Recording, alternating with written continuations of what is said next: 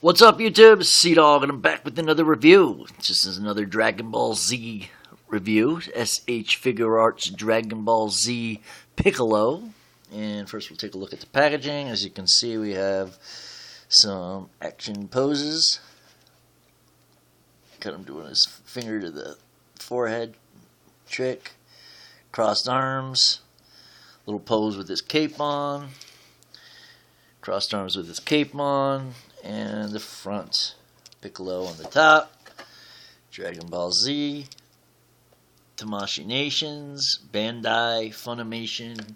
You got it, we got it. Let's go. Alright. I'm actually going to use that for a little contrast in the background. I think it looks pretty good. Alright, so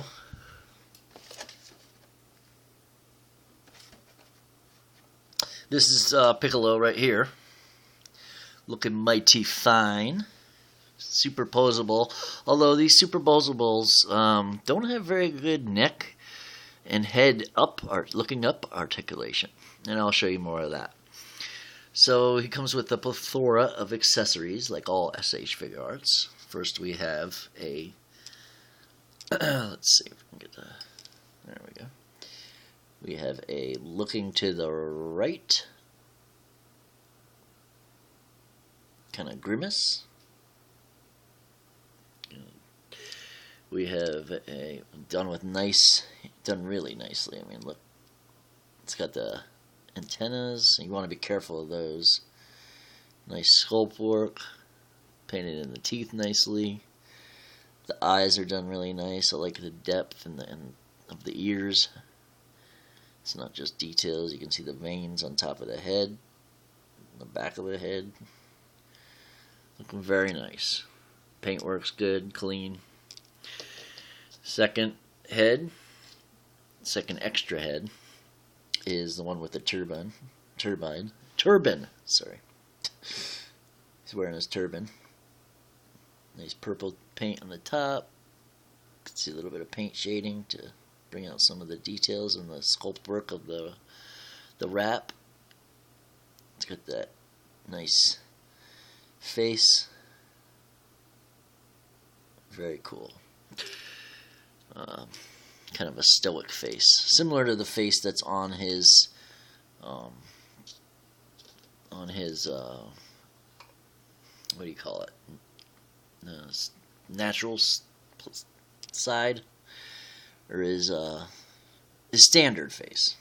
Comes with a set of crossed arms. And I'll show you how all this works. You can see nice details. See the line work and the molding. You can feel it. It's rigid. It's not just paint. It's painted and it's rigid. He's got the yellow, so he doesn't have the pink like the cartoon, but honestly, I don't really care. I mean, it looks good enough for me. I mean, it would be cooler with it, but it's so close to the cartoon that it really doesn't matter to me. Just these pads on his skin here. You can see some paint work in where it's got outlining those pads and around his kind of like bracelet side. Same thing on the underside. Spare no paint and details. So we got that. He comes with a bunch of hands. He comes with these hands. I guess what they would call posing hands. And as you can see, he's got his fingernails painted black. You can see some veins on the top there. The paintwork's done really nice. Nice and clean. I like the color green. You can see nice details on the inside. So that's cool. He also comes with these, his push hands. Same thing. They just go on with a ball joint for those that, don't know. Let's see if you can see the wrinkles there. Trying to get it. There you go. Yeah, you see the wrinkles in the line work on the top of his hands. He's got more of that line work for the bottom where it creases, where his fingers fold. His palm. Could read his palms, I suppose. He's got 2 of those. He comes with his standard hands that are fists that come on, and he comes with this one where he puts his fingers to his forehead and does that mind trick. Very nice. All sculpted with beautiful detail. He comes with a cape. Whoops. Done really nice. It's got light shading of blue. It's a nice white with blue shading. Seems like it messed up the whole camera after I did that, doesn't it? But maybe it's just me. Let's see if we can get a little more detail by going black. But yeah, so it's got a little bit of that light blue, just enough to kind of bring out some details. You see the front, couple pegs here. See those purple pegs? And you're going to want to kind of put it together first. You want to do one at a time. And once you get it in there, once you pop the hole in there, you want to kind of work it in there by moving it around to loosen it up. He comes with a smaller one that you can go like this, and we'll show you that too. This is for the crossed arms, so you can put his crossed arms on while he has the cape. And then we got the faller, and then there we go. Let's get him standing again. No problem at all. And then he comes with a larger one that he would wear without his crossed arms. And I'll show you the size difference. Yeah, so just a little smaller. Alright. So now on to the figure itself. We got Piccolo here. He's very posable. Very cool. He's got a nice, I like the lines in his neck. A little bit of muscle detail. It's got this part that kind of covers it up, so once you move it into place, you can use this to cover it up. I think most of us know that by now. But for people that don't like to do a little extra work, they might not find that very attractive. You can see all the details he's got. Those padded arms I showed you before. This is his regular arms. Same kind of line work and paint work in there. Very nice. Brings out the detail very well. He's got his standard head. Basically the same as the one he's wearing his turban, but he has his antenna and that's off. He's not wearing that right now, obviously. He's got this little gimmick where he's got the belt for his gi, and you can push it together so it's kind of more secure, and then you can pull it up. It gives you more range, and then that also covers up the holes. See the holes. If you can see that, I'm not sure. I think you probably will. You can see all the details in his pants, the wrinkles. He's got a light amount of paint shading. And to be honest, this color purple is a little bit different than this color purple. So that's a little off, but not enough to really make a difference. Looking at his fists.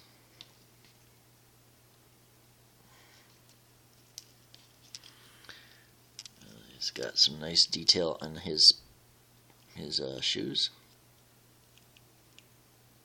Kind of reminds me of something like NECA would do for the NECA Teenage Mutant Ninja Turtles, where they did the sculpt work for the lines, and then they painted it in as well. So that's basically what this is right here. It's sculpted in and painted. Oops, sorry about that. And then, yeah, looking at the back of them.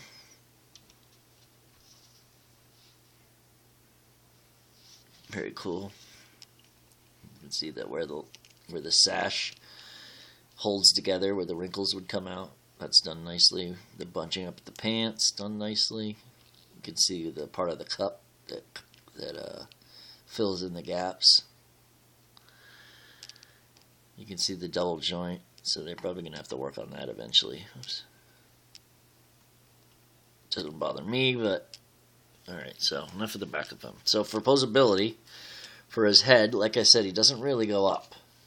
That's as high as he goes up. I mean, all they really would have done is just make it go up a little higher here. I mean, you could probably customize it. Or either that or set the ball joint up higher, so it was a little longer. So it would be up higher, and it'd be cool if you could push it down, like the feet gimmick, and then pull it up, so you can put his neck up. And then when you need to push it down to keep up the gap, push it back down. That would be simple. See, we have a simple ball joint attachment. It's a double ball joint. But I'm not going to be one of those reviewers that just shows the ball joint and doesn't show the actual range. I like to show off the full range of articulation. So using the neck itself, because the neck itself has, here we'll show you, the neck itself has range. Goes front to back a little bit and side to side. And you can roll it around a little bit. And then his head itself, just the head alone, has limited it just from there to there. Whoops, there. See if we can hold that still. Nah, no, just pretty much that's it. So you kind of have to use the neck. So, but anyways, he can look straight down. So that's cool. And he can look, side to side. He has some neck pivot in the ball joint and in the neck. So you can get some pretty cool poses like that. You can't really look up, but you can half it. You can kind of pull it off the ball joint and make it look like it's looking up. That's what I would do. It's just sitting like that, and then you just kind of rest it. Alright. Anyways, I just realized I'm running out of time on this. His arms will go out, and they will swivel around. And we have that armpit joint a little bit, so you can get the arms right out in front of him. So you really don't even need to have the crossing arms, because you can do it himself anyway. No problem. Is this bicep swivel, double jointed elbow. He's got a ball jointed wrist, and it's on a ball joint that go like this, and then you just swivel it, and then it'll go like this. Same type of deal. He's got that pull-up joint I showed you, where he can bend forward, bend backward, go side to side. Then you can sit you back down. This joint in here will go up and down and front to back. He's got the pull down with the hips, so you can go way up, way back, out to the side. You can push it back into place and it'll still go up. It'll still go back, but you can fill it in nicely. Double jointed knees. He has a swivel built in to that cup. It's not really, it seems to be stiff at the moment, but it works. There we go. It works to some degree. And his feet will go down, will go up, and pop right off. And then they also has a toe joint. So you can get a nice little toe joint. It's nice and stiff. And it has ankle tilt as well. And just real quickly here, let's try to get him in his cape. So what you want to do is you want to take off the helmet, or the head, and you put his cape on nice and securely. And we're going to pop the head back on. And we'll put the turban head on, because that makes sense. So we pop the turban head on. There, like that. And we want to put these on. So, and just kind of pop it in there. Whoops. Like that. And you can adjust it better than this, but I'm running out of time, guys. And, Jesus.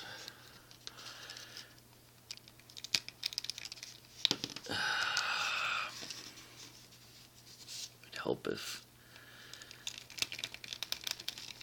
There. So you get the idea. If you got something to say, leave it in the comment sections below. Leave a like, subscribe if you haven't already, and share with your friends, and we'll catch you next time. Whoa!